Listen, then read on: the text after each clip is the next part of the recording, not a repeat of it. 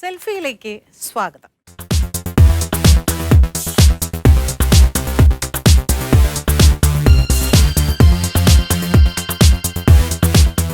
ഈ മൈഗ്രേഷനെ പറ്റി നമ്മളൊക്കെ വൈകാരികമായ പല കാര്യങ്ങളും നമ്മൾ കഥകൾ കേട്ടു. പക്ഷേ എനിക്ക് കുറച്ചും കൂടി കൂടുതലായിട്ട് പറയാനുള്ളത് ഒരു ഫീമെയിൽ ടു മെയിൽ മൈഗ്രേഷൻ നടക്കുന്ന അതുപോലെ പോലുമല്ല.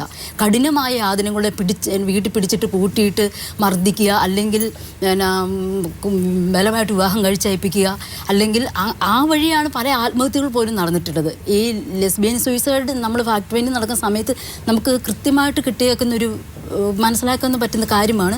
വീടിനുള്ളിലെയും പൊതുവിടങ്ങളിലെയും ടോർച്ചറും കൊണ്ട് മാത്രം നടന്നിട്ടുള്ള ആത്മഹത്യകളാണ്.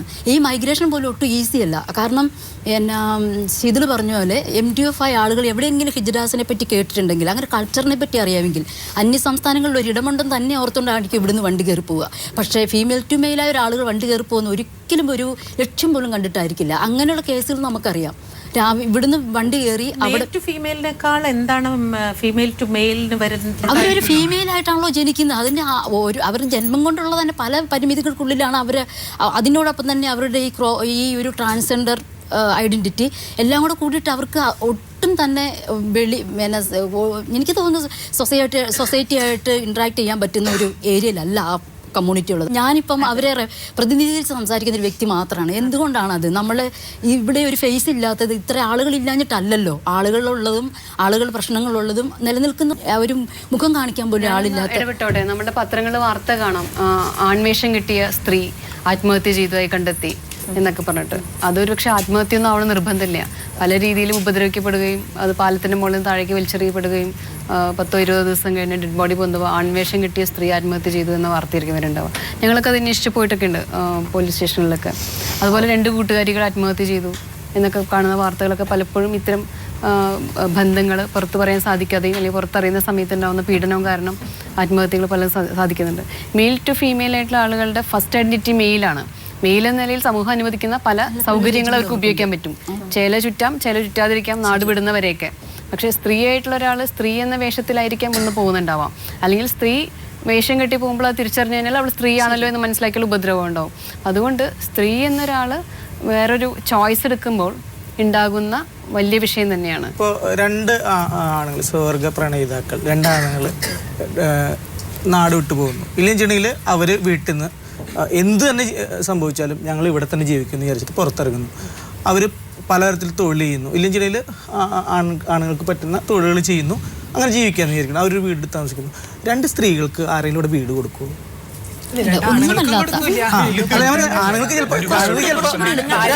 പിന്നെയും കിട്ടും. 2 സ്ത്രീകൾക്ക് കൂടെ വീട് കൊടുക്കും. അത് ഒരു വീട് കൊടുത്താൽ തന്നെ അവർ നമ്മുടെ റിലേഷൻഷിപ്പിനെ കുറിച്ചിട്ട് എപ്പോഴും നാട്ടുകാരെ ഇങ്ങനെ കണ്ടിന്യൂസ് ആയിട്ട് ഇങ്ങനെ ക്വസ്റ്റ്യൻ ചെയ്തുകൊണ്ടിരിക്കും. അത് തന്നെ അവരുടെ അവര് വേറെന്തോ ചുറ്റിക്കളയുന്നുണ്ടോ എന്നുള്ളതും കൂടി ഉണ്ട്. അതെ, ഒറ്റയ്ക്കാണ് ആ 2 കുട്ടികൾ ഇല്ലെങ്കിൽ ഒരാൾ പുറത്തിറങ്ങിയെന്ന് വെച്ചിട്ടുണ്ടെങ്കിൽ എപ്പോഴും വീട്ടുകാർക്ക് ഈ ആളുകളെ തിരിച്ചു കൊണ്ടുപോകാനായിട്ട് നേരെ ഇവിടെ വരുന്നു. ഒരു ഭീഷണി, ആത്മഹത്യാ ഭീഷണി മുഴക്കുകയാണെങ്കിൽ ഒരു രക്ഷയില്ല. ആ പെൺകുട്ടികൾ ഒരു നിവൃത്തിയില്ല. അവരുടെ ഒരു മെന്റൽ പ്രശ്നം കൊണ്ട് തന്നെ അവർ തിരിച്ചു പോകും. ഇൻ കേസ് അവർ ഫൈറ്റ് ചെയ്ത് കോടതിയിൽ നിൽക്കുന്ന സമയത്തും ഈ ഇഷ്യൂ ഉണ്ടാവാം. കോടതി നേരിട്ട് ഭീഷണിപ്പെടുത്തും. കേരള ഹൈക്കോടതിയിൽ ഉണ്ടായിട്ടുണ്ട്. ജഡ്ജസ് നേരിട്ട് ഭീഷണിപ്പെടുത്തും. വെറും പ്രണയം അംഗീകരിക്കാൻ പറ്റാത്ത ജഡ്ജസ് ആണ് കേരള ഹൈക്കോടതിയിലെ ജഡ്ജസ്. അത് ഏത് പ്രണയം, ആണും പെണ്ണും തമ്മിലുള്ള പ്രണയം അംഗീകരിക്കാൻ പറ്റുന്നില്ല. പിന്നെയാണോ പെണ്ണും തമ്മിലുള്ള പ്രണയം. ആ സംഭവവുമായി ബന്ധപ്പെട്ട് കേരള ഹൈക്കോടതിയിൽ ചെന്ന സമയത്ത് നസ്രാണികളായ 2 ജഡ്ജുകളാണ് ഞങ്ങളെ കൊണ്ട് പാപം ചെയ്യിക്കില്ല വക്കീലെ എന്നാണ് എന്നോട് പറഞ്ഞ ഡയലോഗ്. ഇത് കോടതിയിൽ, ബ്രിട്ടനിലൊരു കോടതിയിൽ 10 കൽപ്പനകൾ കോടതിയുടെ പുറത്ത് ചുമരിൽ തൂക്കിയിട്ടു എന്ന് പറഞ്ഞിട്ട് ആ ജഡ്ജിനെ സ്ഥലം മാറ്റുകയും ജോലി കളയുകയുണ്ടായിട്ടുണ്ട്. അവിടെ ഇരുന്നിട്ടാണ് ഒരു ജഡ്ജ്, കോൺസ്റ്റിറ്റ്യൂഷൻ പ്രകാരമുള്ള ജഡ്ജ് നമ്മളോട് പറയുന്നത് നസ്രാണികളായ ഞങ്ങളെ കൊണ്ട് പാപം ചെയ്യിക്കില്ല വക്കീലെ എന്ന് പറയുന്നത്. കാരണം ഒരു ഹേബിയസ് കോർപ്പസ് കൊടുത്തിരിക്കുകയാണ്. ഒരു പെൺകുട്ടിയെ പൂട്ടിയിട്ടു. അപ്പോൾ പൂട്ടിയിട്ട പെൺകുട്ടിയെ റിലീസ് ചെയ്യണമെന്ന് പറഞ്ഞുകൊണ്ട് ഹേബിയസ് കോർപ്പസ് കൊടുത്ത് ചെന്നപ്പോൾ ഈ പെൺകുട്ടി മറ്റൊരു പെൺകുട്ടിയുടെ കൂടെ ജീവിക്കാനാണ് പോകുന്നത് എന്ന് ആ കുട്ടിയുടെ അച്ഛനും അമ്മയും വന്ന് പറയുന്നത്. അതുകൊണ്ടാണ് പൂട്ടിയിട്ടത്. 28 വയസ്സായ ഒരു പെൺകുട്ടി ആരുടെ കൂടെ ജീവിക്കണമെന്ന് തീരുമാനിക്കാനോ പഠിക്കാനോ ജോലി ചെയ്യാനോ അവർക്ക് അവകാശമുണ്ട്. ഇന്ത്യൻ ഭരണഘടന ആരുടെ കൂടെ ജീവിക്കേണ്ട എന്ന് പറയുന്നില്ല. അപ്പോൾ അതുകൊണ്ട് ആ സ്വാതന്ത്ര്യം അവൾക്ക് നൽകണം. 28 വയസ്സായ ഒരു ആൺകുട്ടിയായിരുന്നെങ്കിൽ നിങ്ങൾ എന്ത് ചെയ്യുമായിരുന്നോ ആ നിയമം ഇവർക്ക് അനുവദിക്കണമെന്നാണ് ഞാൻ കോടതിയിൽ വാദിച്ചത്. ആ സമയത്ത് ജഡ്ജ് എന്നോട് പറഞ്ഞ ഡയലോഗ് ഇതാണ്: എന്ത് ഭാഗ്യവശാൽ ഇത് ഞങ്ങളിപ്പോൾ വിട്ടു തന്നില്ലെങ്കിൽ ഈ ഇത് കൊണ്ട് എങ്ങോട്ടാണ് പോകുക എന്നാണ് ചോദിച്ചത്. ആക്ടിവിസ്റ്റായ ഒരു വക്കീലായ കാരണം ഇത് കൊണ്ട് കോടതിയുടെ മുന്നിൽ ഇത് അപസരിക്കുകയോ സമരം ചെയ്യുമോ എന്ന് വിചാരിച്ചതാണ് ആ പെൺകുട്ടിയെ ഒന്ന് റിലീസ് ചെയ്ത് തന്നു. ഞങ്ങൾ വേറെ വക്കീൽമാരുണ്ടായിരുന്നു. പക്ഷേ ഇങ്ങനെ ചില സംഭവങ്ങളാണ് ഈ എല്ലാവരുടെയും ഒരു ആറ്റിറ്റ്യൂഡിൻ്റെ ഒരു വലിയ പ്രശ്നമുണ്ട്. അപ്പോൾ അത് എനിക്ക് ചോദിക്കാനുള്ള ഈ പിന്നിലിരിക്കുന്ന ആൾക്കാരാണ്. കാരണം ഇവരുടെ ഈ സംഘടനവും രോദനത്തിനൊക്കെ നമ്മളെല്ലാം ഉത്തരവാദികളാണ്. സമൂഹം എന്ന് പറയുന്നത് ഞാനും നമ്മളെല്ലാവരും തന്നെയാണല്ലേ. നിങ്ങൾക്ക് എന്താണ് ഇവരോടുള്ളൊരു സമീപനം, നിങ്ങളുടെ ആറ്റിറ്റ്യൂഡ് എങ്ങനെയാണ് ഇവരോട്? അല്ല, സമൂഹത്തിൽ ഇങ്ങനെ ഇവർക്ക് നേരിടുന്ന പ്രശ്നങ്ങൾ നമുക്ക് കേൾക്കുമ്പോഴും ഇവരുടെ ഉള്ളിലിരുന്ന് കേൾക്കുമ്പോഴാണ് നമുക്ക് മനസ്സിലാവണുള്ളൂ ഇത്രയ്ക്കധികം ഇവർ ബുദ്ധിമുട്ട് നേരിടുന്നത്. നമ്മൾ ഈ പുറമെ കാണുമ്പോൾ സിനിമകൾ കാണുന്ന ആ ഒരു ലെവലിലാണ് നമ്മുടെ യൂത്തിന്റെ ഇടയിലും ഇവരുടെ പ്രശ്നങ്ങൾ ഇരുന്നപ്പോഴുള്ളൊരു മാനസികാവസ്ഥയല്ല ഇപ്പോ. അല്ല തീർച്ചയായിട്ടും ഇതാണ് ഇവര് വന്നിരുന്നപ്പോ വാസ്തവത്തിൽ അവരുടെ മനസ്സിൽ മറ്റു പല ചോദ്യങ്ങളും ഇവിടെ ഉണ്ടായിരുന്നു, മനസ്സിലായില്ലേ? പക്ഷെ ഇപ്പൊ അവർക്കത് ഒന്നും അവർക്ക് ചോദിക്കാൻ പറ്റുന്നില്ല. കാരണം നമ്മളെല്ലാവരും തന്നെ കുറ്റവാളികളെ പോലെ നിങ്ങളുടെ മുമ്പിൽ നിൽക്കുകയാണ്. ഇതാണ് അവയർനെസ് എന്ന് പറയുന്നത്. ഈ മാറ്റമാണ് നമ്മൾ സമൂഹത്തിൽ ഉണ്ടാക്കേണ്ടത്. ചൂഷണത്തിന് വിധേയരാകുന്നുണ്ട് പല സംഘടനകളും, പല പേരും ഞങ്ങളുടെ മുന്നിൽ ഇങ്ങനെ നിർത്തിക്കൊണ്ട് ഇതിന് അവയർനെസ് പറയുന്നത് പോലെ പറഞ്ഞിട്ട് ഇതിന്റെ പിന്നിൽ ഒരുപാട് ചൂഷണങ്ങൾ നേരിട്ടിരുന്ന വ്യക്തികളാണ് ഞങ്ങളൊക്കെ. പക്ഷെ ഇനി ഞങ്ങൾ ഒരു ചൂഷണത്തിന് തയ്യാറല്ല മാഡം. ഞങ്ങൾക്ക് ഞങ്ങളുടേതായ ഐഡന്റിറ്റി വേണം. ഞങ്ങൾക്ക് ഞങ്ങളുടേതായ രീതിയിൽ കേരളത്തിൽ ജീവിക്കണം. അതിന് ആരൊരു പിന്തുണവില്ലെങ്കിൽ തന്നെയും ഞങ്ങളുടെ രീതിയിൽ ഞങ്ങൾ മുന്നോട്ട് വരും. ഞാൻ ബേസിക്കലി ഫീമെയിൽ ബോഡിയാണ്. പക്ഷെ എൻ്റെ സെക്ഷൽ ഓറിയന്റേഷൻ എന്ന് പറയുന്നത് ഐ എം ബൈസെക്ഷൽ. എനിക്ക് ഒരു ഫീമെയിൽ ബോഡിയും ഒരു മെയിൽ ബോഡിയോടും അട്രാക്ഷൻ തോന്നിയേക്കാം ഒരേ സമയം. അപ്പോൾ എനിക്ക് തോന്നുന്നു ഞാൻ വളരെ ലേറ്റ് ആയിട്ടാണ് അത് മനസ്സിലാക്കിയത്. ഒരു 26 വയസ്സായതിനു ശേഷം. ഇപ്പം ഞാൻ 27 26 ആയപ്പോഴാണ് എനിക്കത് മനസ്സിലായത്. അപ്പം ഞാൻ എന്താ ചെയ്തതെന്ന് വെച്ചാൽ എനിക്ക് ആ ഒരു പോയിന്റിൽ എത്തിയപ്പോൾ ഐ വാസ് സോ ഹാപ്പി. ഞാൻ ആദ്യം വിളിച്ചത് ഒരു ഗെയിനെയാണ്. എന്നിട്ട് ഞാൻ പറഞ്ഞു, എടാ ഇങ്ങനെ ഒരു സംഭവം ഉണ്ടെന്ന് ഞാൻ പറഞ്ഞു. എന്നിട്ട് ഞാൻ ചോദിച്ചാൽ എൻ്റെ FBൻ്റെ cover photo bisexual and proud എന്ന് ഞാൻ ആക്കി. അപ്പോൾ അതാക്കിയപ്പോൾ ആദ്യം സംഭവിച്ചതെന്ന് വെച്ചാൽ കുറേ പേര് എൻ്റെ ഫ്രണ്ട് ലിസ്റ്റിൽ നിന്ന് പൊഴിഞ്ഞുപോയി. കുറേ പേര് എനിക്ക് മെസ്സേജ് അയക്കുകയാണ്, എന്താ പിൻസ് നീ കാണിക്കുന്നത്, ഇങ്ങനെയൊക്കെ ചെയ്യാൻ പാടുണ്ടോ? ഏറ്റവും രസം എന്താ വെച്ചാൽ എൻ്റെ ഹസ്ബൻഡിൻ്റെ ഒരു ഫ്രണ്ട്, ഒരു ഫീമെയിൽ ഫ്രണ്ട് ഈ ഇടയ്ക്ക് കാണാമെന്ന് പറഞ്ഞപ്പോൾ പുള്ളിക്കാർ പറയണേ, ബിൻസിയെ കൊണ്ടുവരണ്ട കേട്ടോ, എനിക്ക് പേടിയാണ് ബിൻസി എന്നെ ലൈക്ക് അഡ്വാൻസ് ചെയ്യാൻ ശ്രമിച്ചാലോ എന്ന്. അപ്പോൾ അവിടെ നിന്നിട്ടാണ് ഞാനും ചിന്തിക്കുന്നത്, ഓക്കെ ഇപ്പം എന്നോട് ഇങ്ങനെ കാണിക്കുന്നുണ്ട് എന്നുണ്ടെങ്കിൽ ഈ ഗ്രൂപ്പിലുള്ള ആൾക്കാർ അനുഭവിക്കുന്ന ഒരു മാനസികാവസ്ഥ എന്തായിരിക്കും? ഇപ്പോഴാണ് കുറച്ചും കൂടി മനസ്സിലാവുന്നത് അതിൻ്റെ ഒരു ഭീകരത. നിങ്ങളുടെ ഇടയിൽ male to female, female to male, അങ്ങനെ ട്രാൻസ്ജെൻഡേഴ്സ് ഉണ്ട്. പക്ഷേ എന്തിനാണ് ഇത്രയധികം ഓവർ മേക്കപ്പും ഇങ്ങനെയുള്ളൊരു വസ്ത്രധാരണവും സാധാരണ മനുഷ്യരെ പോലെ എന്തുകൊണ്ട് നിങ്ങൾ സഞ്ചരിക്കുന്നില്ല എന്നൊരു ചോദ്യം ചോദിക്കാൻ പറഞ്ഞിട്ട് ഞാൻ ചോദിക്കാം. ഞാനൊരു അവതാരിക എന്നിട്ടാട്ടോ, എന്നെ ഒരിക്കലും തെറ്റിദ്ധരിക്കുകയോ ദേഷ്യപ്പെടുകയോ ഒന്നും ചെയ്യരുതേ. കാരണം നിങ്ങൾക്ക് നാളെ സമൂഹത്തിൽ ഇറങ്ങിയ ഒരു ആവശ്യമുണ്ടെങ്കിൽ ഞാൻ മുൻപിലുണ്ടാവും നിങ്ങൾക്ക് വേണ്ടി. തീർച്ചയായിട്ടും ഇത് ഞാൻ വെറുതെ പറയുന്നതല്ല, ഞാൻ മീഡിയ ജനങ്ങൾ ചോദ്യം ഞങ്ങളോട് പലരും ചോദിച്ചിട്ടുണ്ട്. പല സ്റ്റുഡൻസ്, ഞങ്ങൾ പല പ്രോഗ്രാമിനും പോകുന്നവരാണ്. ഞാൻ തന്നെ കുറെ മീഡിയ പ്രോഗ്രാമിന് പോയിട്ടുണ്ട്. അവിടെയൊക്കെ ചോദിച്ച ചോദ്യം. പക്ഷേ സൂര്യ എന്ന വ്യക്തിയുടെ മേക്കപ്പ് ഇല്ലാതെ കാണുന്നത് സൂര്യ ഒരു ട്രാൻസെക്ഷലായി. സൂര്യയുടെ ഓപ്പറേഷൻ കഴിഞ്ഞ് സ്ത്രീയായി. സൂര്യയുടെ അതിന് മാത്രം ഹോർമോൺ ട്രീറ്റ്മെന്റ് ഒക്കെ കഴിഞ്ഞ് സൂര്യ അതേപോലെ ആയി. പക്ഷെ സൂര്യ അതിന് മുമ്പ് ഇതേപോലെ മേക്കപ്പ് ഇട്ട ആളായിരുന്നു മുൻപ്. ഇനി ഹരിണി ഇതേപോലെ മേക്കപ്പ് ഇട്ട ആളായിരുന്നു. ഹരിണി ട്രാൻസെക്ഷലായി. ഹരിണി ഇനി അതേപോലെ മാറും. എന്റെ അതിനൊക്കെ കുറെ കാശ് ചെലവുണ്ട്. അതിനാണ് ഈ പറയുന്ന സർജറി എന്ന് പറയുന്നത് ഒരു സ്ത്രീ അല്ലെങ്കിൽ ലോകത്തിൽ ഇപ്പോ എന്റെ അറിവിൽ എന്റെ അമ്മയൊക്കെ പറയുന്ന പ്രസവ വേദനയാണ് ഏറ്റവും സഹനശക്തിയുള്ള വേദനയാണ്, അത് താങ്ങാൻ കഴിയില്ല. അതിനും മേലെയാണ് ഒരു മെയിൽ ടു മെയിൽ ഫീമെയിൽ ആകുന്ന ഒരു സർജറി എന്ന് പറയുന്നത്. അതിന്റെ വേദന മെയിൽ ടു ഫീമെയിലിന് നമുക്ക് 30ഓളം സർജറികൾ നമ്മുടെ ശരീരത്തിൽ ചെയ്യാം. Nose, hip, finger, buttocks, anything. പുരുഷനെ സ്ത്രീയിൽ നിന്ന് വ്യത്യാസമാക്കുന്നത് സ്ത്രീയുടെ ആ വാരിയലാണ്. സ്ത്രീക്ക് ഒരു വാരിയൽ ഇല്ലാത്ത കാരണമാണ് സ്ത്രീയുടെ ശരീരം ഇങ്ങനെ മാതകത്തിടമ്പായിട്ട് പല രീതിയിൽ. പുരുഷൻ അതൊന്ന് കൂടുതലുള്ളത് കൊണ്ടാണ് അവന്റെ ഇവിടെ വിരിഞ്ഞു നിൽക്കുന്നത്. അതുവരെ എടുത്തു കളയാനുള്ള ചികിത്സകൾ ഇന്ന് വിദേശത്തുണ്ട്. അത് പലരും എടുത്തു കളയുന്നുണ്ട്. നോ, ഹിപ്പ്, വോയിസ്, എനിത്തിങ് നമുക്ക് ചേഞ്ച് ചെയ്യാം. ഇതൊക്കെ ചെയ്തിട്ടുണ്ടോ ഹരിണി? ഹരിണി ബ്രസ്റ്റ്, ഹരിണി എല്ലാം ചെയ്തിട്ടുണ്ട്. ലേസർ ട്രീറ്റ്മെന്റ് കഴിഞ്ഞു. ലേസർ ചെയ്തുകൊണ്ടിരിക്കുകയാണ്. തമിഴ്നാട്ടിൽ ഫ്രീ ആണ് സർജറി. മാഡം, തമിഴ്നാട്ടിൽ ഫ്രീ ആണ് സർജറി, കർണാടകയിൽ ഫ്രീ ആണ് സർജറി, ഹൈദരാബാദിൽ ഫ്രീ ആണ് സർജറി. ഇവിടെ ഒന്നുമില്ല. ഇവിടെ ഒരു മനുഷ്യന് ഗുളിക പോലും കൊടുക്കുന്നില്ല. ഇവിടെ stitching free, health treatment, anything, breast implementation എല്ലാം ഫ്രീ. സർക്കാർ വകയാണ് അവിടെ ഒക്കെ. ഇവിടെ ഞങ്ങളെ കുറിച്ച് ഞങ്ങൾ മേക്കപ്പ് ചെയ്ത് നടക്കുന്നതല്ലാതെ മാം ഇവിടെ വന്നിട്ട് പെയിൻ, ഞാൻ സർജറി കഴിഞ്ഞ് ഞാൻ 12 ദിവസം കഴിഞ്ഞിട്ട് ഞാൻ അവിടുന്ന് എൻ്റെ നാട്ടിൽ വന്നു. വിത്ത് ട്യൂബോട് കൂടി ഞാൻ എൻ്റെ നാട്ടിൽ വന്നു.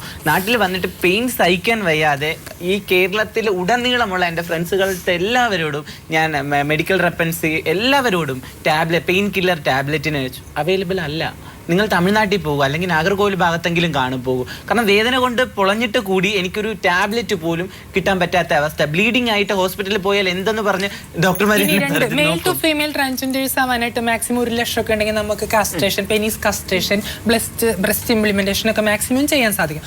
ബട്ട് ഫീമെയിൽ ബോൺ മൈനോറിറ്റി ആയിട്ടുള്ള ആൾക്കാർക്ക് അവർക്ക് കാസ്ട്രേഷൻ, ബ്രസ്റ്റ് റിമൂവ് ചെയ്യാൻ തന്നെ more than 5 lakhs rupees, penis ഉണ്ടാക്കാൻ തന്നെ 10 ലക്ഷം രൂപയ്ക്ക് ചെലവ്. ഫീമെയിൽ ടു മെയിൽ ട്രാൻസ്ജെൻഡേഴ്സിന്റെ സർജറി ഈ കുറച്ച് ഈ മെയിൽ ടു ഫീമെയിൽ ഈ ഹിജ്റ കൾച്ചറൊക്കെ ഉള്ളത് കൊണ്ട് തന്നെ കുറച്ചും കൂടി പ്രായോഗികമായിരുന്നു നടന്നിരുന്നു. പക്ഷേ ഫീമെയിൽ ടു മെയിൽ ഒട്ടും തന്നെ സർജറി നടക്കാത്തൊരു സാഹചര്യം ഉണ്ടായിരുന്നു. അത് കേരളത്തിൽ നിന്നല്ല, ബാംഗ്ലൂരും ഒക്കെ തന്നെ.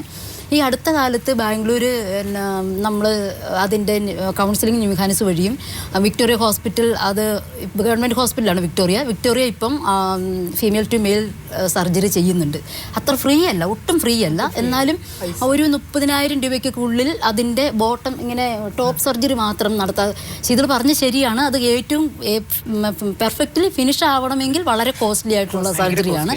പക്ഷേ അതിന് ശേഷമുള്ള മെഡിസിൻസ് ഒക്കെ മെഡിസിൻസ് അല്ല,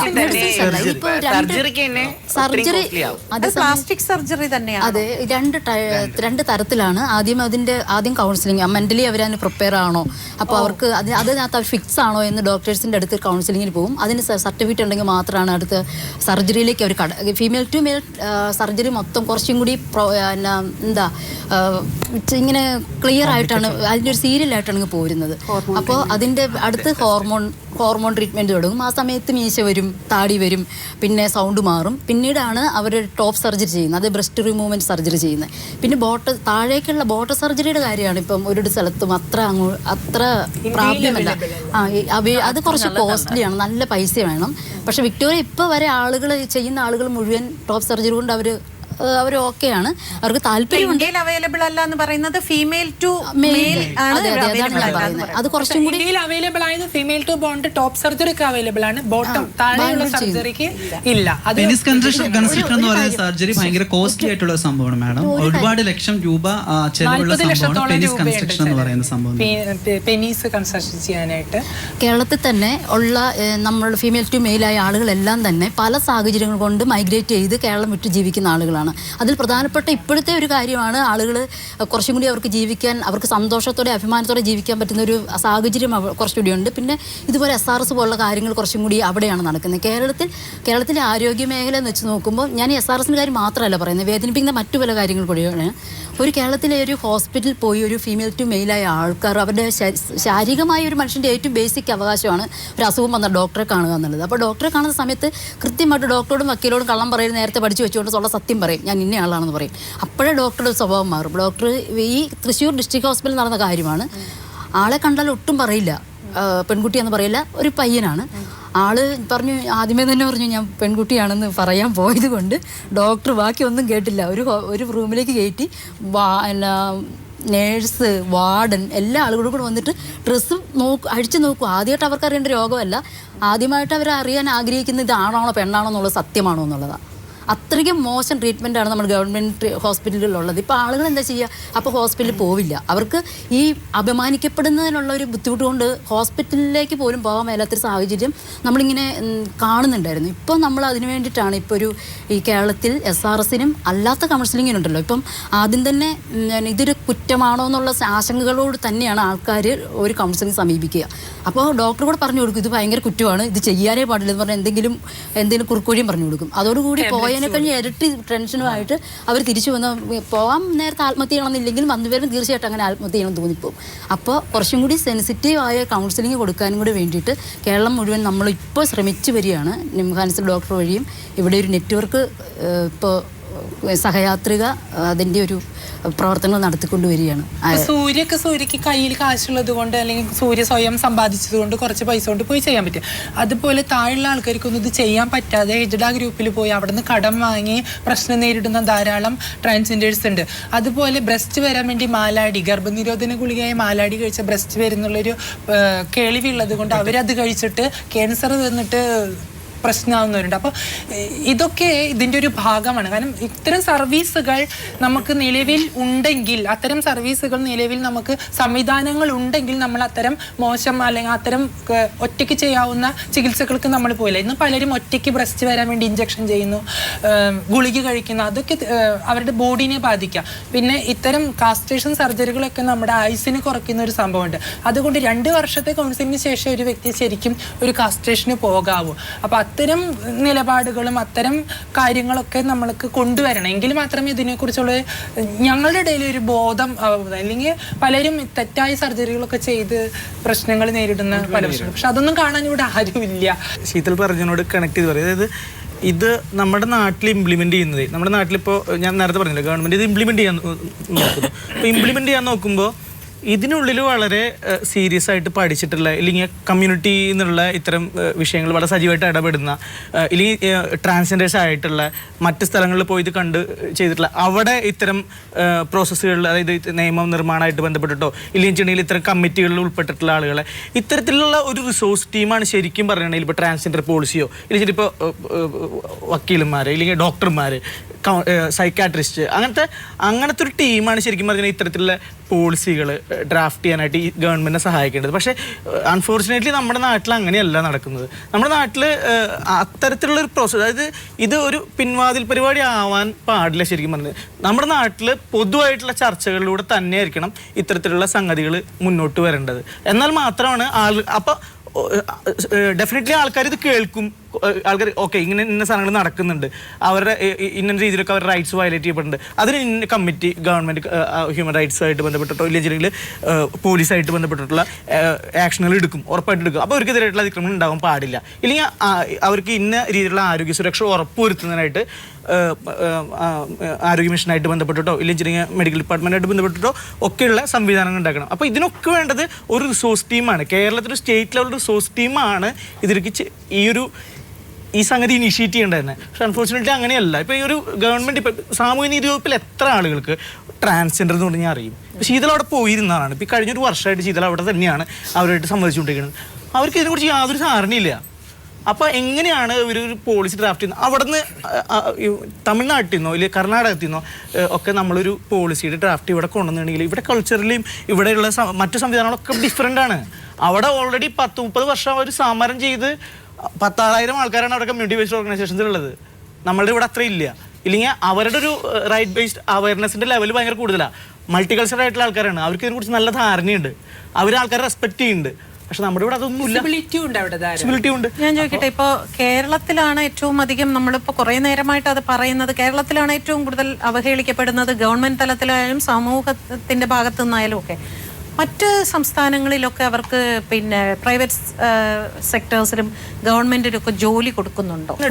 ഒരുപാട് ആളുകൾ ജോലി കോളേജില് TG ആയിട്ട് ഒരാള് കയറിയിട്ടുണ്ട്. അവർക്ക് TGയുടെ സംവരണം വഴി കയറിയിട്ടുണ്ട്. ഒരു TG കയറിയിട്ടുണ്ട്. നമ്മുടെ കേരള ഹൈക്കോർട്ടിൽ മുൻപുണ്ടായിരുന്ന ലേഡി ജഡ്ജ് പുറത്ത് ഹൈക്കോർട്ടിലുണ്ടായിരുന്ന സമയത്ത് ട്രാൻസ്ജെൻഡർ ആയിട്ടുള്ള ആളെ ജോലിക്ക് വെച്ചിരുന്നു. ഇവിടെ വന്ന സമയത്ത് ട്രാൻസ്ജെൻഡർ ഇഷ്യൂ സംസാരിക്കാൻ പോകാൻ നമ്മൾ ആഗ്രഹിച്ച് അവരുടെ ചേംബറിൽ സംസാരിക്കാൻ ചെന്നപ്പോൾ ഇത്തരം കാര്യമൊന്നും അവിടെ പറ്റില്ല എന്ന്. പക്ഷെ അവർ അവിടെ നമ്മുടെ പ്രോഗ്രാം ഉദ്ഘാടനം ചെയ്യാനും പ്രോഗ്രാമിൽ സംസാരിക്കാനും എല്ലാ കാര്യങ്ങൾക്കും ഉണ്ടായിരുന്നു. ഇവിടെ എത്തുമ്പോൾ സംസ്കാരം മാറിയനുസരിച്ച് അവരെയും അതന്നെയാണ്. മനുഷ്യാവകാശ കമ്മീഷൻ്റെ ഒരു ഓഫീസറെടുത്ത് ഞങ്ങൾ ഒരു പരാതി സമർപ്പിക്കാൻ ചെന്നപ്പോൾ ട്രാൻസ്ജെൻഡേഴ്സ് എന്നുള്ള ലേബലിൽ വെച്ചോളൂ, ബട്ട് സെക്ഷൽ മൈനോറിറ്റി എന്ന പേര് വെക്കരുത്. കാരണം ഇതിന്റെ മനുഷ്യാവകാശ കമ്മീഷന്റെ ഏറ്റവും മുകളിലിരിക്കുന്ന ആളൊരു കത്തോലിക്കനാണെന്നാണ് അപ്പൊ ഇവിടെ മതം ഞങ്ങളുടെ കാര്യങ്ങളിൽ ഇടപെടുന്നു, രാഷ്ട്രീയം ഞങ്ങളുടെ കാര്യങ്ങളിൽ ഇടപെടുന്നു, സമൂഹം ഞങ്ങളുടെ കാര്യങ്ങളിൽ ഇടപെടുന്നു. ഞങ്ങൾ എവിടെ പോകും ഞങ്ങളുടെ കാര്യങ്ങൾ സംസാരിക്കാൻ? ഞങ്ങൾ എന്നാൽ ഇടപെടേണ്ട കാര്യങ്ങളിൽ ഇടപെടുന്നില്ല. ഇതിൽ പിന്നെ ഞാനിപ്പോ എത്ര ഇതിൽ വിവാഹം കഴിച്ച ആരൊക്കെയുണ്ട്? വിവാഹം കഴിച്ചിട്ടുണ്ട്. സൂര്യ വിവാഹം കഴിച്ചിട്ടുണ്ട്. നിയമപരമായിട്ടല്ല കേട്ടോ മാഡം, നിയമപരമായിട്ട് ഞങ്ങൾക്ക് വിവാഹത്തിന് പ്രകൃതിക്ക് അനുകൂലമല്ല, അതുകൊണ്ട് അംഗീകരിച്ചിട്ടില്ല. പക്ഷെ പ്രകൃതിയും മറ്റുള്ളവരെ നോക്കില്ലേ ഞങ്ങളുടെ മനസ്സിൽ ലിവിങ് ടുഗദർ അങ്ങനെയാണ്. അല്ല, കല്യാണം കഴിച്ചത്. ഞാൻ താലിയൊന്നും കെട്ടിയിട്ടില്ല. ഞങ്ങൾ വിവാഹം കഴിക്കാത്തവരുണ്ട്. കാര്യം കൂടെ ചോദിക്കും മാഡം.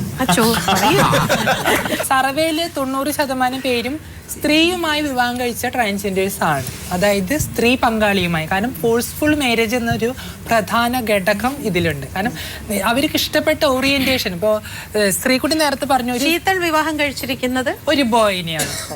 വിവാഹം എന്നല്ല, ഞങ്ങൾ എനിക്ക് വിവാഹം ഇതിനോട് യോജിപ്പില്ല, ഒരു കോൺസ്റ്റിറ്റ്യൂഷനോട് യോജിപ്പില്ല.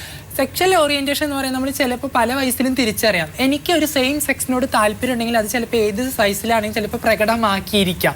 അപ്പോൾ എൻ്റെ സെയിം സെക്സ് എനിക്കൊരു ഗേ റിലേഷൻപ്പെട്ട ഒരാളാണ്, അയാളുമായിട്ടാണ് ഞാൻ സെക്സ് റിലേഷൻ ഏർപ്പെടുന്നത്. പക്ഷേ ഞാൻ എന്താണ് പ്രകൃതിക്ക് വിരുദ്ധമായി ചെയ്യുന്നതെന്ന് തന്നെയാണ്. അതുകൊണ്ട് നിയമം എനിക്ക് അനുകൂലമല്ല. എൻ്റെ കല്യാണം കഴിഞ്ഞ് ഇപ്പം 5 മാസമായി. ഹസ്ബൻഡ് എൻ്റെ കൂടെ തന്നെയാണ്. എൻ്റെ എല്ലാ കാര്യം അറിഞ്ഞിട്ട് തന്നെയാണ് എൻ്റെ കൂടെ ജീവിക്കുന്നത്. എൻ്റെ വീട്ടിൽ ഞാൻ പറഞ്ഞു, പക്ഷേ രണ്ടുപേരുടെ വീട്ടിലും സപ്പോർട്ടീവ് ആണോ? എൻ്റെ വീട്ടിൽ ഞാൻ പറഞ്ഞു, പക്ഷെ ആളുടെ വീട്ടിൽ പറഞ്ഞിട്ടില്ല. ആളുടെ മാമിയുടെ അടുത്തൊക്കെ പറഞ്ഞിട്ടുണ്ട്. പക്ഷെ എൻ്റെ അമ്മയുടെ അടുത്ത് പറഞ്ഞപ്പോൾ അത് ഒരു സീരിയസ് ആയിട്ട് എടുത്തില്ല. എൻ്റെ അമ്മയോട് ഞാൻ പറഞ്ഞപ്പോൾ സീരിയസ് ആയിട്ട് എടുത്തില്ല. പക്ഷെ അമ്മ പറയുന്നത് നമ്മുടെ റിലേറ്റീവ്സും നമ്മുടെ ഈ സൊസൈറ്റി എന്തോ പറയുന്നതാണ് എൻ്റെ അമ്മ പറഞ്ഞത്. അപ്പം ഞാൻ പറഞ്ഞു, ജനിച്ചത് ഞാൻ ഇങ്ങനെ, എൻ്റെ രൂപം എന്തോ നോക്കാം അമ്മ. ഈ നാട്ടുകാർ കളിയാക്കുന്നതിൽ എനിക്ക് ഒരു പേര് സ്ത്രീ എന്ന് എനിക്ക് അറിയപ്പെടണം. അതാ ഞാൻ പറയുന്നത്. ഞാൻ സ്ത്രീയെ അമ്മ എന്നെ അംഗീകരിക്കുമോ? അപ്പം എൻ്റെ അമ്മ ചോദിച്ചത് ഇങ്ങനെയാണ്, ഞാൻ പ്രസവിച്ച മകനായാലും മകളായാലും കൊല്ലാൻ പറ്റുമോ? എനിക്ക് നോക്കാനേ പറ്റും. ഇനി ആയി കഴിയുമ്പോൾ എന്താണെന്ന് എനിക്കറിയത്തില്ല. ഹസ്ബൻഡ് എൻ്റെ കൂടെയുണ്ട്, നല്ല സന്തോഷമായിട്ടാണ് ജീവിക്കുന്ന. ഗുരു എന്ന് പറഞ്ഞാൽ സൂര്യ അമ്മ, നാനി എന്ന് പറഞ്ഞാൽ അമ്മുമ്മ എന്നാണ് എൻ്റെ അർത്ഥം. എൻ്റെ അമ്മയുടെ അമ്മ എന്ന് പറയുമ്പോൾ എനിക്ക് നാനി, അപ്പൊ എൻ്റെ അമ്മുമ്മ. പിന്നെ ഞങ്ങളെല്ലാം ഒരുമിച്ചാണ് താമസിക്കുന്നത്, സന്തോഷമായിട്ടാണ് താമസിക്കുന്നത്. പിന്നെ ഞാൻ ഒരു ആർട്ടിസ്റ്റാണ്, എൻ്റെ കൂടെയാണ് എൻ്റെ ചേട്ടന് വർക്ക് ചെയ്യണത്. ഇത്തരം ബന്ധങ്ങളോട് ഞങ്ങൾ സന്തോഷം കണ്ടെത്തുകയാണ് ma'am. Very good, very good. അങ്ങനെ തന്നെ. ഒരു മൈക്ക് കൊടുക്കോ, ഒരു പാട്ട് പാടട്ടെ.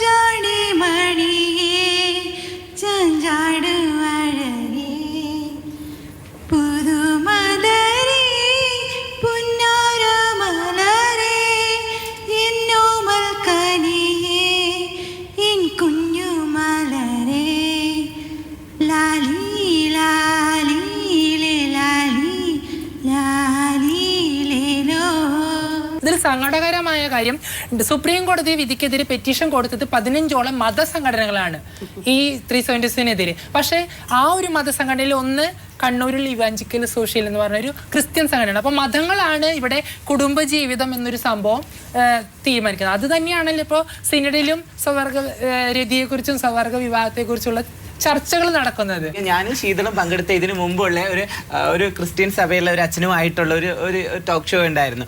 ആ ഷോയിൽ അച്ഛൻ പറയുന്നത് സ്ത്രീയും പുരുഷനും ചേർന്നതാണ് കുടുംബം, അതിലൊരു കുട്ടി ഉണ്ടായിരിക്കണം, ഇതാണ് കുടുംബം. ക്രിസ്ത്യൻ സഭക്കാർ പറയുന്ന അവരുടെ കുടുംബം, ഇതൊന്നും അവർ വ്യതിചലിക്കത്തില്ല. മാർപ്പാപ്പ പറഞ്ഞാലും അവർ വ്യതിചലിക്കത്തില്ല. അപ്പൊ ഞാൻ പറഞ്ഞു ട്രാൻസ്ജെൻഡേഴ്സിന് കുടുംബം വേണ്ട. അപ്പൊ ഞാൻ ആസ് എ ലേഡിയാണ്, എനിക്ക് എന്ത് കുടുംബം ആയിക്കൂടെ? പക്ഷെ എനിക്ക് കുട്ടിയില്ല. അതുകൊണ്ട് അപ്പോൾ നിങ്ങളുടെ സഭയിൽ, ക്രിസ്ത്യൻ സഭയിൽ, ഞാൻ തിരിച്ചു ചോദിച്ചതാണ് മാഡം, ക്രിസ്ത്യൻ സഭയിൽ കുട്ടികളില്ലാത്ത പെൺകുട്ടികളെ ആ ഹിജടകളെന്ന് പറയൂ, അവരെന്ത് പറയും? അവരെ സഭയിൽ നിന്ന് പുറത്താക്കോ? അതില്ല എന്ന്. അതെങ്ങനെയാ? അത് അവര് പുറത്താക്കത്തില്ല, പക്ഷെ ഞങ്ങളെ അംഗീകരിക്കത്തുമില്ല. ഞങ്ങളെ വിവാഹം അംഗീകരിക്കും, സ്വർഗത്തിലാണെന്ന്. ഇനി ചത്തുപോയിട്ട് എന്തിനാ? സൂര്യയുടെ ലൈഫ് പാർട്ട്ണറെ കുറിച്ച് പറയൂ. ഭർത്താവിന്റെ പേര് അഭിലാഷ് എന്നാണ്. അദ്ദേഹത്തിന്റെ കുടുംബത്തില് പ്രശ്നങ്ങളൊന്നുമില്ല? ഉണ്ട്, എല്ലായിടത്തും ഉണ്ട്. എന്റെ കുടുംബത്തിലും പ്രശ്നമായി. ഇപ്പൊ ഞങ്ങള് മാറിയാണ് താമസിക്കുന്നത്. എന്നെ കുടുംബത്തിൽ അക്സെപ്റ്റഡ് ആണ്. വാടക വീടാണ്. ഒരുപാട് നടന്നിട്ട് കിട്ടി. ഈ ഇടയ്ക്ക് ഏറ്റവും വലിയ ചിരിക്കാനുള്ള കാര്യം, 2 ദിവസത്തിന് മുമ്പ് വാടക ഞങ്ങൾക്ക് വാടകയ്ക്ക് വീട് തന്ന ആളിൻ്റെ അമ്മായിയമ്മയാണ് ഉടമസ്ഥരെ പുറകിൽ താമസിക്കുന്നത്. അവർ ചോദിക്കും, നിങ്ങളെല്ലാം ആണുങ്ങളല്ലേ, പിന്നെ എന്തിനാണ് നിങ്ങൾ ഭർത്താവ് എന്നൊന്ന് പറയുന്നതെന്ന്. അപ്പോൾ എൻ്റെ അമ്മയാണ് മറുപടി പറഞ്ഞത്, ഞങ്ങൾ സർജറി കഴിഞ്ഞ് പെൺകുട്ടികളായി ഞങ്ങൾ വിവാഹം കഴിച്ചാണ് താമസിക്കുന്നത്. ഓ സന്തോഷം. പക്ഷേ നമ്മൾ മറ്റുള്ളവർക്ക് ഒരു ഉപദ്രവവും നൽകുന്നില്ല, അവർ ഞങ്ങളെ സന്തോഷത്തോടെ നല്ല രീതിയിലാണ് കാണുന്നത്. ഞങ്ങൾ നന്നായിട്ട് ഇപ്പോൾ അവിടെ ജീവിച്ചു പോകുന്നുണ്ട്. പക്ഷേ പുറത്ത് ഇനി നമ്മളെക്കുറിച്ച് എന്താണ് സംസാരിക്കുന്നത്, അവരുടെ അവയർനെസ് എന്താണെന്ന് അറിയില്ല. അതുകൊണ്ട് ഒരു വീട് കിട്ടി അവരും അത് 3 മാസത്തേക്ക് മാത്രമാണ് എഗ്രിമെന്റ് ചെയ്ത് തന്നിട്ടുള്ളത്. കാരണം നിങ്ങൾ എങ്ങനെയാണെന്ന് അറിഞ്ഞിട്ട് കൂടുതൽ ഒരു വീടിന് വേണ്ടി ഈ തിരുവനന്തപുരം സിറ്റി മൊത്തവും ഞാൻ അലഞ്ഞെന്ന് വേണമെങ്കിൽ പറയാം. ഓരോരുത്തരുടെ കാല് പിടിച്ചിട്ടുണ്ട്. കല്യാണം കഴിക്കാത്ത കാര്യം മാഡം നേരത്തെ ചോദിച്ചു എപ്പോഴാണ് ട്രാൻസ്ജെൻഡർ തിരിച്ചറിയുന്നത്.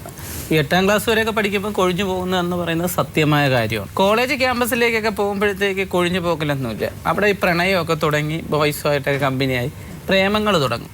അപ്പോൾ ഈ വീട്ടിൽ നിന്ന് ഫീസ് അടയ്ക്കാൻ കൊണ്ട് കൊടുക്കുന്ന പൈസ എല്ലാം കൂടെ യുവമാർക്ക് സ്നേഹം കിട്ടാൻ വേണ്ടി നമുക്ക് അറിവില്ലായ്മ കൊണ്ട്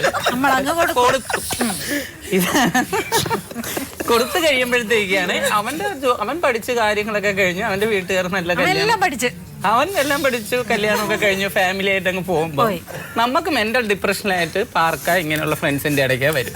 അപ്പോഴാണ് നമ്മൾ സെക്സ് വർക്കർ ആവുന്നത്. കാരണം ആഹാരം കഴിക്കില്ല, ഒരു ജോലിക്ക് അവിടെ കളിയാക്കലല്ല മെയിൻ, അവനെ കുറിച്ചുള്ള ആലോചനകള് പ്രശ്നങ്ങൾ. പോലീസ് ഒന്ന് ചോദിക്കും, നിങ്ങൾ എന്തിനാ ഇങ്ങനെ സംസാരിച്ചുകൊണ്ടിരിക്കുന്നത്? അപ്പൊ ഞങ്ങൾ കാണിക്കും, ദേണ്ട അവരെ കുറച്ച് നോർമൽ ആയിട്ടുള്ള ആളുകൾ സംസാരിച്ചുകൊണ്ടിരിക്കുന്നല്ലോ. അവര് നോർമൽ ആയിട്ട്, നിങ്ങൾ നോർമൽ മാഡം സെക്സ് വർക്കേഴ്സിനെ കുറിച്ച് കൂടുതൽ എല്ലാ ടീച്ചേഴ്സും സെക്സ് വർക്കേഴ്സ് ആവുന്നതല്ല.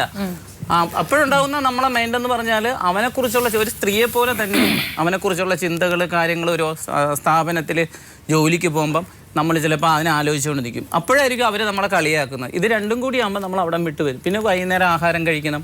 അങ്ങനെയാണ് നമ്മൾ സെക്സ് വർക്കേഴ്സിലേക്ക് ആയിപ്പോയത്. അല്ലാതെ നമുക്ക് ഇന്നത്തെ കാലത്ത് ഇവരൊക്കെ കല്യാണം കഴിച്ച് ജീവിക്കാനുള്ള ഒരു ഫെസിലിറ്റീസ് ഉണ്ട്, നമ്മളെയൊക്കെ കാലത്ത് ഉണ്ടെന്ന് പറയാൻ പറ്റില്ല മാം. ഞങ്ങളെ അറസ്റ്റ് ചെയ്യാം, അല്ലെങ്കിൽ പോലീസുകാരുടെ ഭാഗത്ത് നിന്ന് എങ്ങനെയാ? ഞാൻ പൂർണ്ണമായിട്ട് ഒരു സപ്പോർട്ടിങ് ഇല്ല. അല്ല അവര് ഉപദ്രവിക്കാറുണ്ടോ?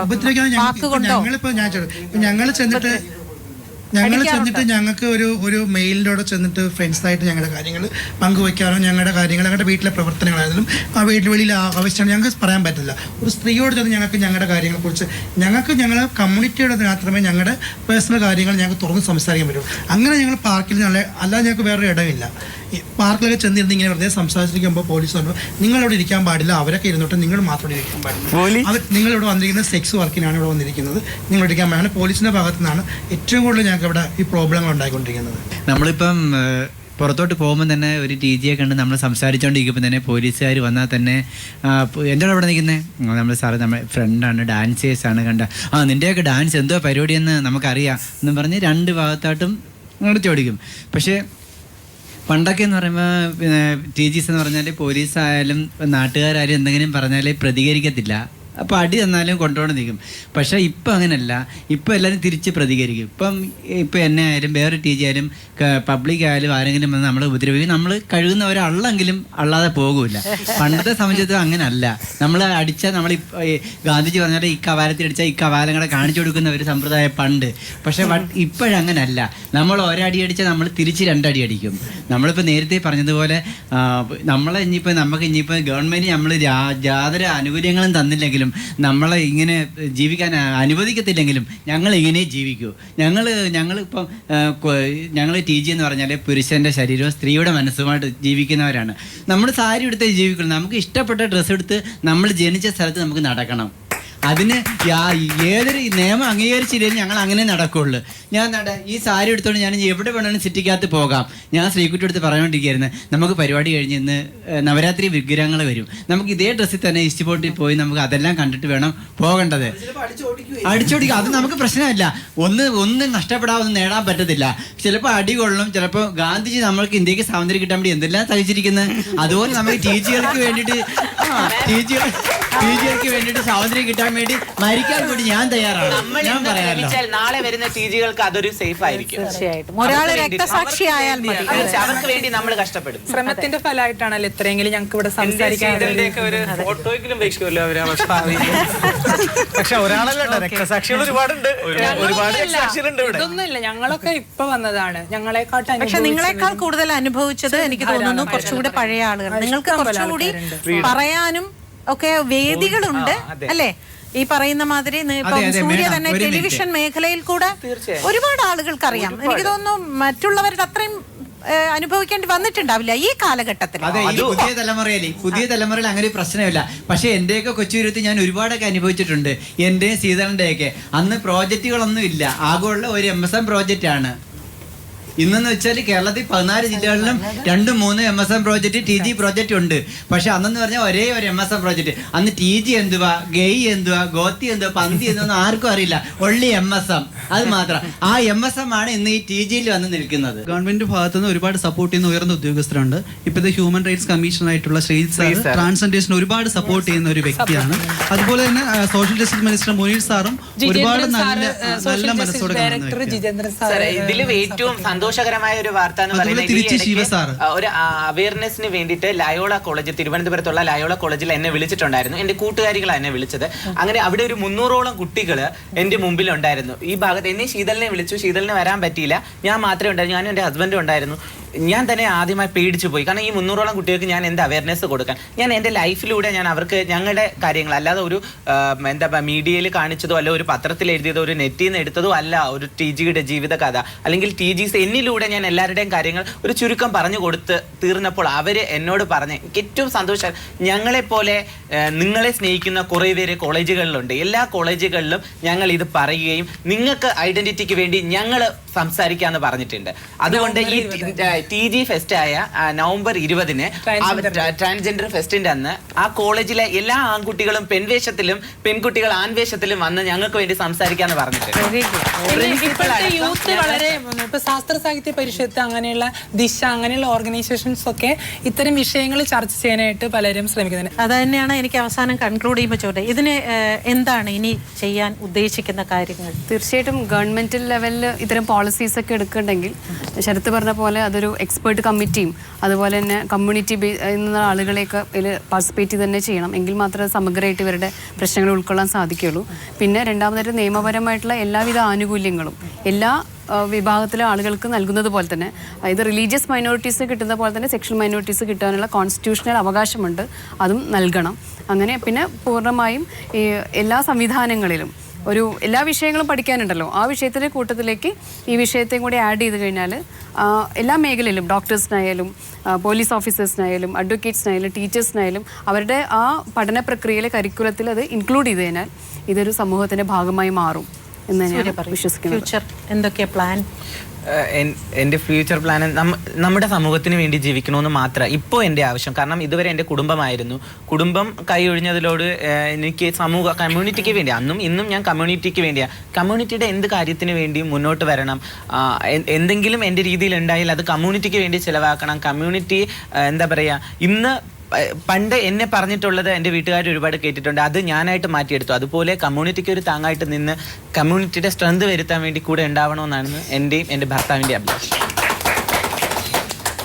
എനിക്ക് ഇവിടെ ധാരാളം സംഘടനകളുണ്ട്. എല്ലാ സംഘടനകളും കൂടി ഒരുമിച്ച് നമ്മുടെ അവകാശങ്ങൾക്ക് വേണ്ടി നിലകൊള്ളാനായിട്ട് താല്പര്യം എല്ലാവരിലും ഉണ്ടാക്കിയെടുക്കുക. അതുപോലെ പൊതുജനത്തിന് ഇത്തരം അവയർനെസ്, ഒരിക്കലും പൊതുജനത്തിനെ ഞാൻ കുറ്റപ്പെടുത്തില്ല. കാരണം അവർക്ക് അവയർനെസ് ഉണ്ടെങ്കിൽ അവർ നമ്മളെ എക്സ്പെക്റ്റ് ചെയ്യുന്നുള്ളത് നമുക്ക് ഉദാഹരണം ഇവിടെ തന്നെ കിട്ടി. 2 മിനിറ്റ് കൊണ്ടാണ് അവർ അവയർനെസ് ആയത്. അപ്പോൾ അത്തരം രീതിയിലുള്ള പിന്നെ 370 വേണ്ടി പോരാടണമെന്ന് വളരെ ആഗ്രഹമുണ്ട്. കാരണം 370 എന്ന വിധി അത് വെറും LGBT മാത്രമുള്ളൊരു വിധിയാണെന്ന് പൊതു ധാരണ. സത്യത്തിൽ അത് എല്ലാ ആൾക്കാർക്കും, ഇന്ത്യയിൽ വിവാഹം കഴിഞ്ഞ് ജീവിക്കുന്ന എല്ലാ ആൾക്കാർക്കും ബാധിക്കപ്പെട്ട നിയമമാണ്. അപ്പോൾ അതിനെതിരെ പോരാടാനായിട്ട് ഞാൻ ശ്രമിക്കും. പിന്നെ എൻ്റെ ലൈഫുമായി മുന്നോട്ട് പോകുന്നു. ഇത്തരം കാര്യം ഞാൻ എന്താണ് പറയണത്, ഓപ്പറേഷൻ ചെയ്യുന്നതിന് മുമ്പ്, അതായത് ഓപ്പറേഷൻ ചെയ്ത് കഴിഞ്ഞിട്ട്, അതായത് ഈ കുട്ടികളെ പോലെയായിരുന്നു ഞാൻ ഫസ്റ്റ് ഇരുന്നത്. ഇപ്പോഴാണ് ഞാനിങ്ങനെ ലേഡിയായി മാറിയത്. ഇനി എൻ്റെ ഒരു ഇതുണ്ടായിരുന്നെന്നാൽ ഇനി ഇങ്ങനെ നിൽക്കാൻ പറ്റത്തില്ല, ഓപ്പറേഷൻ ചെയ്ത് കഴിഞ്ഞാൽ മാത്രമേ ഇവിടെ ജീവിക്കാൻ പറ്റൂ എന്നൊരു ധാരണ ഉണ്ടായിരുന്നു. ഇപ്പോൾ ഇവർക്ക് വേണ്ടി ഇവരിങ്ങനെ തന്നെ നടക്കണം, അതാണ് എൻ്റെ അഭിപ്രായം. കാരണം അങ്ങനെയും ജീവിക്കാൻ പറ്റും എന്നത് കാണിച്ചു കൊടുക്കണം. കാരണം ഞാൻ എൻ്റെ നാട് വിട്ടു പോയി ഓപ്പറേഷൻ ചെയ്തു, ലേഡിയായി മാറി, ഇത്രയെല്ലാം ചെയ്യേണ്ടി വന്നു ഇവിടെ വീണ്ടും തിരിച്ചു വരാനായിട്ട് വേണ്ടി. പക്ഷെ അവരങ്ങനെയല്ല, അങ്ങനെ തന്നെ നിന്നുകൊണ്ട് തന്നെ ജീവിക്കുന്നു. അതാണ്. Personally, I just want to keep on supporting the movement and supporting community people, supporting our movement, and yeah, that's all I have to say. Beena, ചെയ്തുകൊണ്ടിരുന്ന പ്രവർത്തനം പോലെ തന്നെ മുന്നോട്ട് പോവുക. പിന്നെ നിയമങ്ങൾ സുരക്ഷിതമല്ല, വ്യക്തി ജീവിതത്തിലെ നിയമങ്ങൾക്കുള്ള പോലെ തന്നെ അടിസ്ഥാന ജീവിതവുമായിട്ട് ബന്ധപ്പെട്ട് സാമൂഹികമായിട്ടുള്ള ഒരു സമൂഹത്തിൻ്റെ ഒരു മാറ്റത്തിന് വേണ്ടിയിട്ടാണ് കൂടുതൽ കുറച്ചും കൂടി ശ്രദ്ധ കൊടുക്കേണ്ടതെന്ന് എപ്പോഴും തോന്നിയിട്ടുണ്ട്. ഇങ്ങനെ പ്രവർത്തനങ്ങൾ മുന്നോട്ട് പോകും. രണ്ട് കാര്യങ്ങൾ. ഒന്ന്, ഇപ്പോൾ സാമൂഹ്യ നീതിവകുപ്പ് ചെയ്തുകൊണ്ടിരിക്കുന്ന 2 പോളിസികളായിട്ട് ബന്ധപ്പെട്ടിട്ടും എൻ്റെ ഒരു അഭിപ്രായമാണ് എല്ലാവരും. കാരണം ഇപ്പോൾ ഒരുപാട് ആളുകൾ ഇത് കാണുന്നുണ്ട്. ഇപ്പോൾ നമുക്ക് കമ്മ്യൂണിറ്റി മെമ്പേഴ്സ് എല്ലാവരും ഉണ്ട്, സ്റ്റുഡൻസ് ഉണ്ട്. അപ്പോൾ എല്ലാവരും ഈ സാമൂഹ്യ നീതി വകുപ്പിൻ്റെ ഈ ഒരു പോളിസികളിൽ അവനവനാവുന്ന രീതിയിൽ ഇപ്പോൾ ഇമെയിൽ അയക്കാം ആളുകൾക്ക്, അല്ലെങ്കിൽ നേരിട്ട് പല രീതിയിലുള്ള അദാലത്തുകളിലൊക്കെ നമുക്ക് ഈ കോളേജുകളിൽ ചർച്ചകൾ സംഘടിപ്പിക്കുക, ഇതൊക്കെ ചെയ്യാം. അപ്പോൾ ഈ 2 പോളിസികളിൽ നമ്മളുടെ പൊതുസമൂഹം വളരെ സീരിയസ് ആയിട്ട് തന്നെ എത്രയും പെട്ടെന്ന് അടിയന്തരമായിട്ട് ഇടപെടണം. അതാണ് ഒരു സംഗതി. അതിന് സഹയാത്രിയുടെ ഭാഗത്തുനിന്നും അതുപോലെ തന്നെ ഈ ഒരു ക്യൂർ മൂവ്മെൻറ്റിൻ്റെ ഭാഗത്തും ക്യൂർ പ്രൈഡ് കേരളത്തിൻ്റെ ഒക്കെ ഭാഗത്തു നിന്നൊക്കെ എല്ലാ രീതിയിലുള്ള സപ്പോർട്ട് നമുക്ക് കഴിയാവുന്ന രീതിയിലുള്ള സപ്പോർട്ട് നമ്മൾ കൊടുക്കും. രണ്ടാമത്തെ കാര്യം, സഹയാത്രിക ഇപ്പോൾ വർക്ക് ചെയ്തുകൊണ്ടിരിക്കുന്ന നമുക്കൊരു ഹെൽപ്പ് ലൈൻ ഉണ്ട്. അതുപോലെ തന്നെ നമുക്കൊരു ബ്ലോഗ് ഉണ്ട്, എന്താണ് സഹയാത്രിക, അല്ലെങ്കിൽ എന്തൊക്കെ കാര്യങ്ങളാണ് നമ്മൾ ചെയ്യുന്നത്, ഒരു ഫീമെയിൽ ബോൺ സെക്ഷൽ മൈനോറിറ്റീസ് നമ്മൾ എന്തൊക്കെ സൗകര്യങ്ങൾ, എന്തൊക്കെ സപ്പോർട്ടാണ് നമുക്ക് ചെയ്യാൻ കഴിയുക, നമ്മുടെ ഒരു പരിമിതമായിട്ടുള്ളൊരു സംവിധാനത്തിനുള്ളിൽ നിന്നുകൊണ്ട് അതിനെക്കുറിച്ചുള്ള ഡീറ്റെയിൽസ് എല്ലാം അതിൻ്റെ ഉള്ളിലുണ്ട്. ഹെൽപ്പ് ലൈൻ നമ്പർ അതിൻ്റെ ഉള്ളിലുണ്ട്. അത് ക്യൂർ ലവേഴ്സ് കേരള എന്ന് പറഞ്ഞിട്ടാണ് അതിൻ്റെ ഒരു ബ്ലോഗ് സ്പോട്ടാണ്. അപ്പോൾ അതിൽ സഹയാത്രിക സെർച്ച് ചെയ്താലും കിട്ടും.